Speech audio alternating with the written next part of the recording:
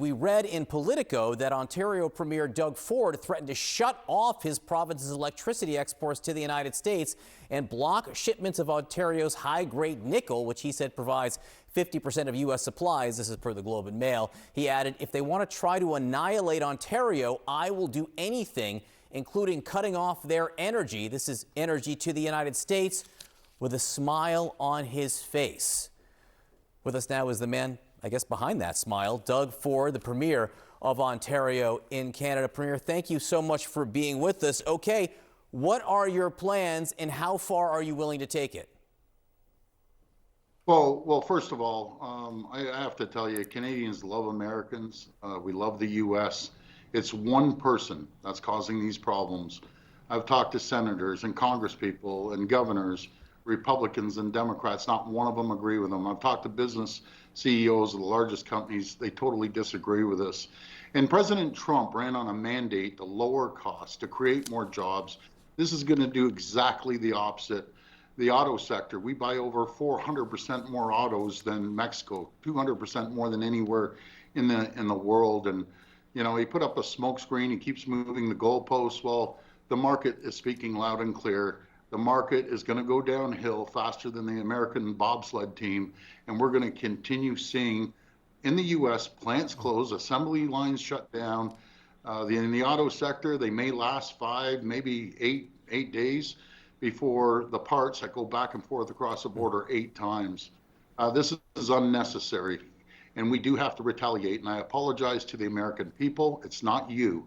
It's your president that's causing this problem. We're the #1 customer in the world to the United States. We had a great relationship. I want to continue on with that relationship, but I will use every tool in our toolbox to send a message to President Trump that this is the wrong thing to do. When Warren Buffett comes out and says this is basically insanity, you have to listen to someone like Warren Buffett. So some of the thinking inside the administration goes something along the lines of, in the United States, we can withstand more pain than you can in Canada. So how much pain can you withstand here? Well, we have the lowest debt in the G7. The United States have more debt than anyone. He wants to come and get a tax break, put a tax break through. He's relying on 2 Congress people. He loses 2 people. That's it. These tax breaks aren't going. And he's doing this on the backs of the American people. He's going to create job losses. Inflation's going up. The market's dropping. Gas prices are going up. Groceries are going up. For what? We have a very fair trading balance. And if we exclude the energy, the oil that we ship down 4.3 million barrels a day to keep cars going, the U.S. has a $55 billion surplus on everything else, on manufacturing. And I'm fine with that. 55 billion is fine, but we're your #1 customer to 28 states. I've directed our office to take off all the alcohol. We're the largest purchaser of alcohol in the world. We sell to 30, we buy from 35 states, 3,600 products, over $1 billion. They're coming off. We directed our team to pull off the $30 billion of contracts and not use any American companies. And again, I apologize to the American people, but the red states, the people have to start calling their senators, their governors, and congresspeople to stop this insanity that one person's causing.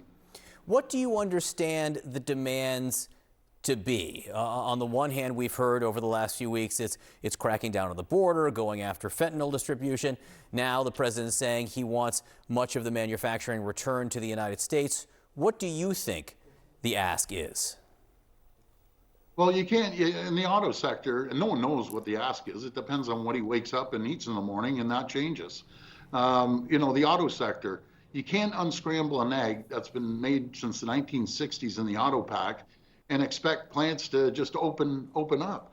We buy as many cars as we sell down to the U.S. It's been working. It's a great system that we have right now with all the auto sectors, but it'll only last 8 to maybe 10 days at the max, and then you're going to see auto plants being shut down. I wish we knew what the president wanted. We need to sit down and move forward on the USMCA and put this behind us. I just got to ask you, very briefly, How upset, how mad are Canadians? Canadians aren't usually the types to get angry, but how mad are Canadians this morning? They're absolutely livid. They're furious because we look at the United States as our family. We're one big family. We've stood shoulder to shoulder in wars and every other crisis there is. We love the American people, but unfortunately, the president has gone sideways on ourselves. And you know, we power, Ontario powers 1.5 million homes and businesses in New York, in Michigan, in Minnesota. I've talked to all three governors. I want to ship more electricity. I want to send more critical minerals, but I will not hesitate to use every tool in our toolbox to protect Ontarians and Canadians across the board. I've never seen patriotism run so wild across our country. Right down to the grocery aisles, people refuse to buy American products. This is not right. We love America, we love the people, and the president needs to be stopped. Simple as that. Doug Ford, the Premier of Ontario and Canada, we do appreciate your time. Thank you for being with us. Again, we continue to watch the U.S. markets now off their lows by a little bit, but still dropping precipitously after the open. The top U.S. trading partners are hitting back at President Trump's overnight tariffs. Right now, out on Wall Street, investors are weighing this new exchange of tariffs with Mexico, Canada, and China. The Dow already down more than 500 points, and the markets just opened. And inflation-weary Americans could soon feel the squeeze on their wallets big time.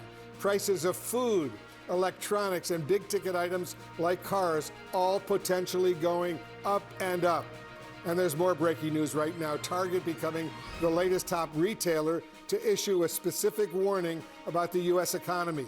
The CEO just a few moments ago saying sales fell last month, U.S. consumer confidence is weakening, and Americans will feel the pinch almost immediately. The consumer will likely see price increases over the next couple of days. You think about all the fresh produce. You know, we depend on Mexico during the winter. We're going to try to make sure we can do everything we can to protect pricing. But if there's a 25% tariff, those prices will go up. For things like what? Strawberries, avocados, bananas? What are we talking about? You've got that list right. Is that so? Those are some of the key items. And those prices could change within days in the stores? Change certainly over the next week. We're covering all the angles right now with CNN crews in China, Mexico, and Canada. Let's begin with our correspondent Mark Stewart. He's in Beijing. Mark, China responded very quickly. What can you tell us?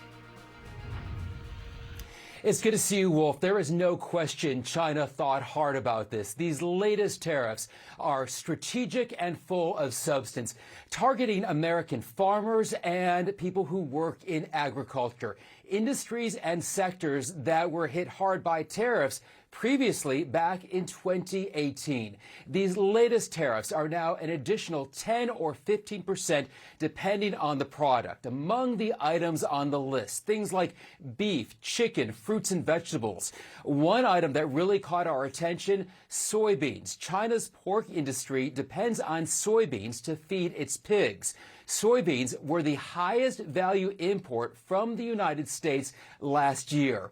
But all of this isn't a real surprise, Wolf. It fits very much in China's foreign policy of tit for tat. You hurt us, we'll hurt you back. China, Wolf, is fighting back. I stand by. Our correspondent Valeria Leon is in Mexico City for us. Valeria, we just heard from Mexico's president vowing retaliation. What can you tell us?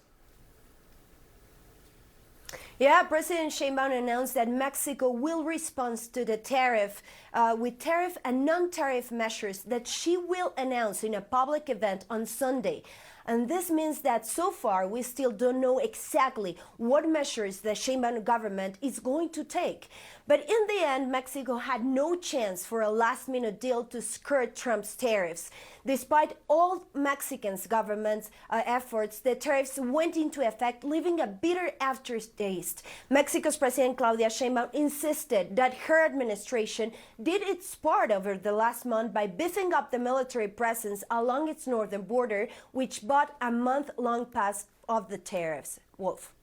I stand by as well. Our correspondent Paula Newton is in Ottawa for us. Paula, Canada is the top trading partner with the United States. How are these new tariffs imposed by the Trump administration being viewed there? as an existential threat, and that comes from the government itself, Wolf. Now, we want to say Canada said it was ready, and at midnight, in fact, 12:01, it started to impose retaliatory tariffs. So that's 25% on 30 billion Canadian right now. What does that involve, Wolf? Meat and vegetables, some dairy products. Key here, though, Wolf, is that many provinces, including the largest, Ontario, beginning to take U.S. alcohol off of its shelves, no longer willing to sell U.S. alcohol in Canada. A lot of provinces are going to be signing up to that. Right now, we're waiting for more retaliatory moves. We're expecting a press conference from Prime Minister Trudeau in about a half an hour. We'll see what he has to say. Paula, Valeria, and Mark, to all of you, thank you very much.